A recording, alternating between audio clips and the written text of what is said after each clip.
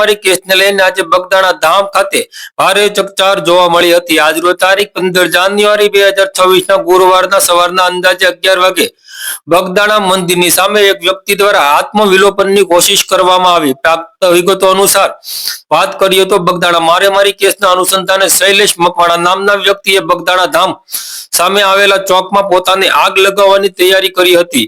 શૈલેષ મકવાણાએ પોતાના પાસે રાખેલું કેરોસીનનું ડબલું કાઢી શરીર ઉપર છાંટી આત્મવિલોપનની કોશિશ કરતા આસપાસના લોકોમાં અફરાતફરી મચી ગઈ હતી। ઘટનાની જાણ થતાં જ બગદાણા પોલીસ તાત્કાલિક ઘટના સ્થળે પહોંચી ઝડપી કાર્યવાહી કરી હતી અને આત્મવિલોપનની કોશિશ કરનાર શૈલેષ મકવાણાને કાબુમાં લઈ તાત્કાલિક ધરપકડ કરવામાં આવી હતી। પોલીસની સમયસરની કાર્યવાહીથી મોટી અનિચ્છનીય ઘટના ટળી હોવાનું સ્થાનિક લોકો દ્વારા જણાવવામાં આવ્યું છે। હાલમાં પોલીસે શૈલેષ મકવાણા વિરુદ્ધ કાયદેસરની કાર્યવાહી હાથ ધરી છે અને સમગ્ર મામલે વધુ તપાસ ચાલુ હોવાનું બગદાણા પોલીસ દ્વારા જણાવવામાં આવ્યું છે। બગદાણા મારામારી કેસને લઈને વિસ્તારમાં પહેલેથી જ તણાવનું વાતાવરણ છે, ત્યારે આ ઘટનાએ સમગ્ર વિસ્તારમાં ફરી એકવાર ચર્ચા જગાવી છે।